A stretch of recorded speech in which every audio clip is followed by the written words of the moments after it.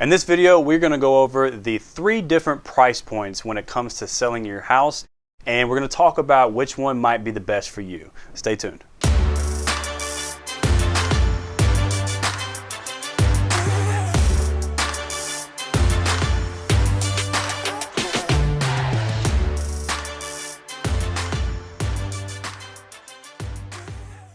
What's up everybody, Andrew here with the Lake Team in Houston, Texas. Welcome back to our channel. We have another fantastic video lined up for you guys today.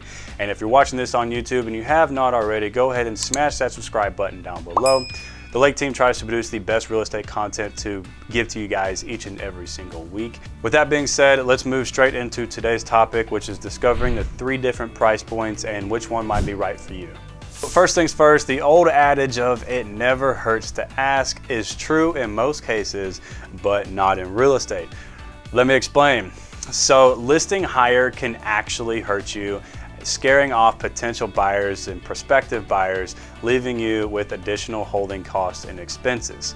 So you don't want to be that guy or that gal that their house is worth, let's say $400,000, and you want to chase the market up, or you want to list above the market in hopes that the market will catch up to your price one day at $450,000. That is just the most wrong way to look at it. You don't want to go that route. Trust me, you will never sell your house, at least not this year, maybe not the following year, but it is going to be extremely difficult to sell that house. And in regards to that, you need to understand, if you did find a buyer that was willing to pay $450,000, but it's only worth $400,000, even your realtor told you that, even you know that. So if it's only worth $400,000, but you found a buyer willing to pay you $450,000, you have to keep in mind too, if it's not a cash offer, that property has to appraise at $450,000. So you don't just have you and the buyer agreeing on a price, you have that third party guy or gal that's gonna tell you, it's not worth $450,000, it's only worth $400,000, and back down you go. So take that into consideration. If you're trying to list above market like that, you have to have supporting comps to prove that your price is what it is. So if you're flexible, you may attract the buyers who never would have thought that they could have been able to afford your property. So there's different thresholds and when it comes to price ranges. So you might possibly, if you list at a certain point, you could possibly get into a bidding war. Maybe let's say there's a threshold of $399 and they're marking it at their consumers' approach is, I'm not going to search for any more property that's at $400,000. Let's say you list at $395, right? You catch those buyers that have set their criteria up to show them houses all the way up to $400,000. And if they fall in love with it, little do they know, they might actually go see the property, and you could get in a bidding war basically, right? So they could offer you a little bit more if there's a whole bunch of buyers trying to chase after that same property, but they never thought they'd spend over $400K. More often than not, in this particular market today, that's exactly what happens. They end up spending more than what they were looking for in the first place. Okay, let's go ahead and jump into what we originally were going to talk about in the first place, which is the 3 different price points. So the first price range is what we discussed a second ago, is 15% above market value. Now, people may do this for different reasons. I can never understand why, but most of the time they are chasing the market up, right? They're going to chase the market. I wouldn't even call it chase. Like, they're just listing above market, hoping the market's going to catch up to them one day.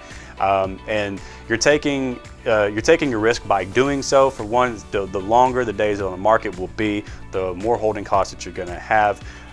Or even worse, the market could reverse course, right, and go further south than you thought it was. Instead of going north, it's now going south. The market's not as hot as it used to be. Things change. It's a constant pendulum, right? It goes back and forth, back and forth. And so you need to understand that it can reverse course at any time. So if you're serious about selling, then this might not be the correct price range or price point for you. Also, whenever you're listing above 15% above market value, you only have anywhere from 5 to 10% of all buyers that are actively looking for real estate. The second price point is 10% above market. At this point, 30% of buyers are in this pool, right? So you're not as limited as one would say when it comes to listing at 15% above market, but you have 30% of buyers, and all of the conditions still remain the same at this point. So the third price point is actually listing right at market value or just slightly below it. At this point, you have up to 75 to 79% of the entire buyer pool that's in and looking in your area for a house to call home. And at this point, if you have this many buyers in this pool battling it out for your house in a low inventory market, chances are that you can get in a bidding war, nonetheless receiving multiple offers and getting that 15% above market value that you originally thought about in the first place. But now the difference is it happened in a day or two rather than 1,700 months. So there's a reason for all this madness, I promise. Okay, I know at the beginning of this video we said that there's gonna be 3 different price points, but actually I wanted to add one more, which is the 4th and final price point, which is 15% or more below market value. This is the range that I would consider an investor range, right? You have the 90% of the buyer pool will be looking at your property, whatever's in their price range. 90% of those guys are looking at your house, right? So again, you could be getting in a bidding war at this stage, but you know, and we call it more, I mean, this type of listing, if you're going that far below market value, is typically it needs work done to it. It's generally an as-is kind of deal. You don't want to make any repairs, or maybe you do want to make some repairs, you just don't want to do any remodeling. You just want to sell it as is, you know, set it below market value. Let the buyers handle it after they close, or let an investor handle it. But typically at this point, if you're just a normal homeowner that has a regular house that's remodeled and renovated, you don't really need any repairs, then you wouldn't list at this price range unless you're just trying to get it sold in a matter of an hour. But nonetheless, this is for an investor price range, so unless your house isn't a fixer-upper, you might want to stay away from it. Also, when it comes to, I know these are a lot of numbers spewing out all over the place, right? So what I will do is I will either attach a graph on this video as I'm talking, or I will go ahead and leave a link in the description to where you can download that little graph that I will provide to you guys, and you'll be able to see all these numbers that I'm talking about.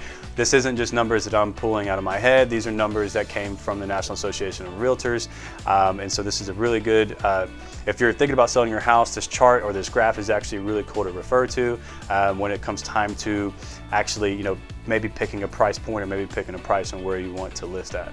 So there are pros and cons of every price point, as we've just talked about, and which one is right for you just kind of all depends on your motivation, right? If you need to sell this house in an hour, then it may be best to list a little bit below market value. If you have a house that needs a lot of work and it's considered a fixer-upper, then it may be best to list that below market value. Or if your house is just a beautiful house and it's just, you know, it's move-in ready is what we like to call it, then you need to sell in an hour or something. So you're in a bad bind, you need to get out of it quickly as possible. Maybe you should list a little bit below market value to take advantage of the large buyer pool that's there. Or maybe, you know, you just want to list at market, or maybe just a tad bit above market, whatever the case is, and see how the market reacts to that. Maybe you're not that much in a rush. It all depends on you, right? It all depends on your motivation. And that brings us to my next topic is, you know, how we like to list property.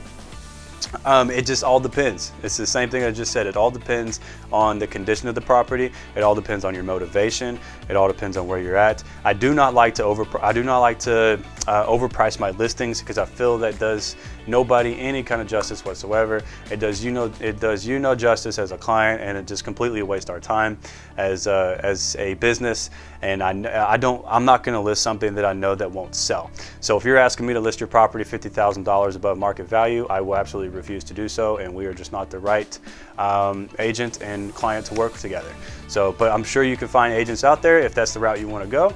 You can find agents out there who are probably new to this industry who will just take it on in the first place so they can grab some buyers out of it, whatever the case is. But I've been there before. I've seen it happen. I'm not going to waste anybody's time and overprice a listing and chase the market up, because it's a big fat waste of time. There are definitely some pros and cons about each different price points, and so if you would like further explanation on this, or if you want you want a value of what your home could sell for in today's markets and some price points to go after, with how long it might take to sell your house, which brings me to my next video actually that we're going to be doing, is how long it's going to take to sell your house. But if you want a full breakdown of all that, feel free to reach out to myself or anybody on our team, and we'll be happy to have a conversation with you about it and possibly set something up either over Zoom or a face-to-face meeting. Just let me know.